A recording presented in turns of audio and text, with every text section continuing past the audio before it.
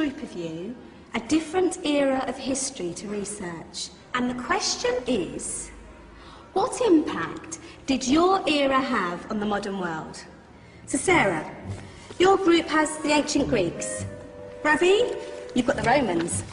And Danny's group gets, yes, a bit of a challenge for you. You get the Middle Ages. Some even call it the Dark Ages. Boring. See how you get on. Yes, miss. So, Serene, yes, you get the Renaissance.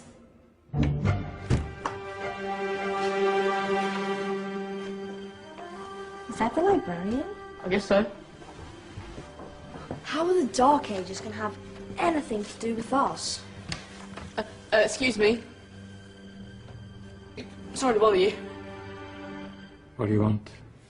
We need to find out what impact the Dark Ages had on the modern world. Never was a period of history so poorly named. Don't touch. It's priceless. And I suppose someone's been filling your head with the usual nonsense, eh? 1,000 wasted years. A black hole in history, am I right? Yeah, sort of. You see, it's always the same. You assume it was all mud, disease, death and destruction, with marauding mobs of barbarians ripping down the good of former civilizations, burning and plundering as they went. Nothing of any worth invented either, eh? Oh, no. Go on, Beatrice. Sorry to bother you. Come on, it's probably not worth it. Everyone knows that the Greeks and Romans invented everything anyway. Oh, did they now? And you're sure about that, are you?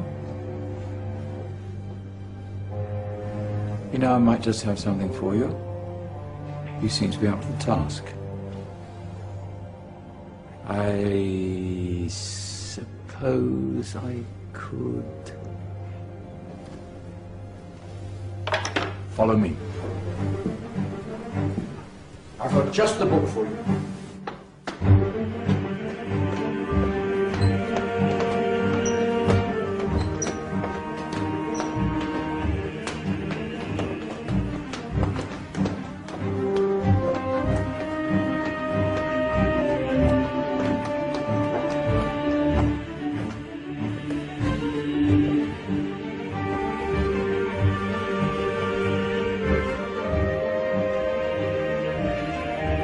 Where are we going? I don't know. Ask him. Excuse me. Where are we going? From darkness into light, my young friend. From ocean onto land. There are things you should know. Oh, yes, indeed. Yes, indeed.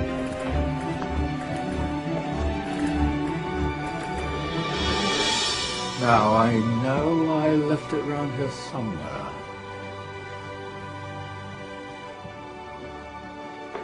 Ah, here it is. Now, take a look. If you dare.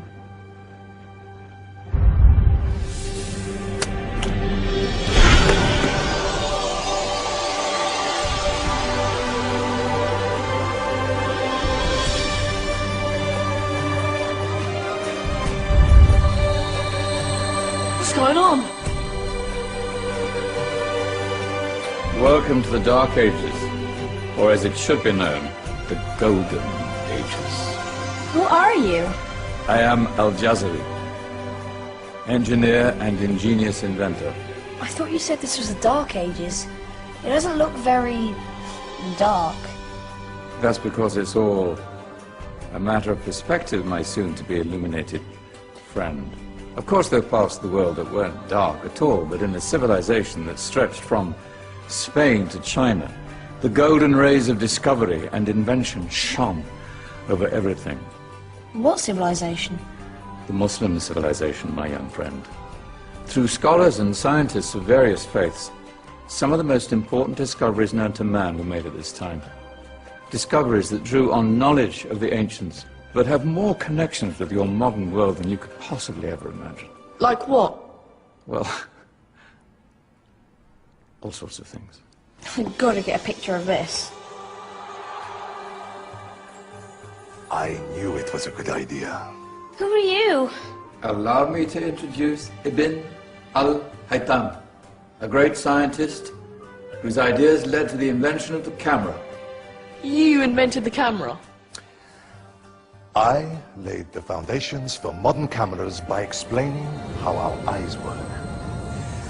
I found a way of projecting an image onto another surface through a small hole in a dark room, later called camera obscura. Think of all the things that evolved from this discovery. Cameras, cinema, all share the same principle. Cool.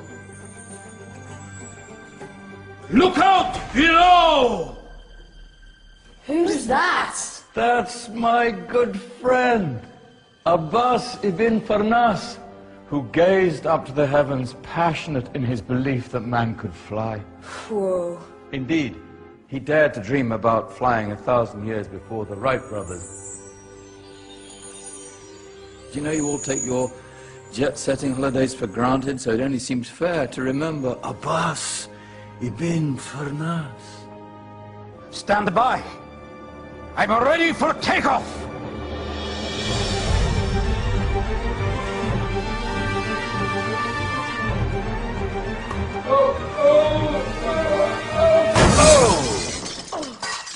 You did forget one thing, though.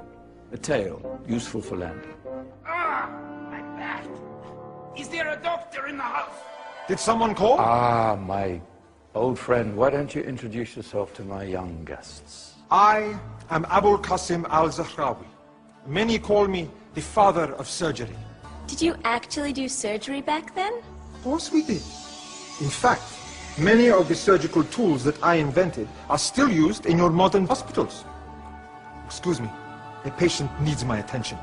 Scalpel? I think I may need some stitches. In that case, I'll use catgut. Catgut? From the gut of animals. Perfect for stitching up internal wounds. Your surgeons are still using it today. Sorry, mustache.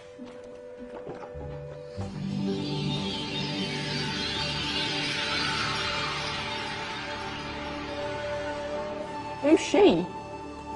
That's Maryam al-Astrolabi, one of the many brilliant women of her time. She made sophisticated astrolabes.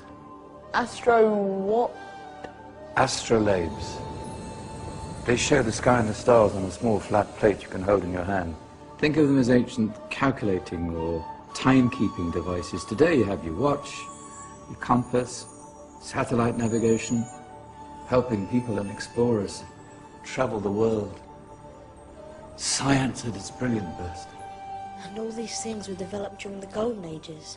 And that's just the tip of the iceberg. There were thousands of other inventions covering all areas of life, and in the years that followed, their influence spread across the whole of medieval Europe. So you see, it wasn't so dark after all. What about you? Me? What did you invent? Well, I don't want to be big-headed, but I made some groundbreaking advances in engineering. I suppose my most significant discovery converted rotary motion into linear motion using a crank and connecting rod. It's essential in pumps and engines. In fact, I've no idea how the Industrial Revolution could have happened hundreds of years later without such a device. Not that I ever get the credit I deserve. But my crowning glory was my amazing time-telling machine, my legendary elephant clock.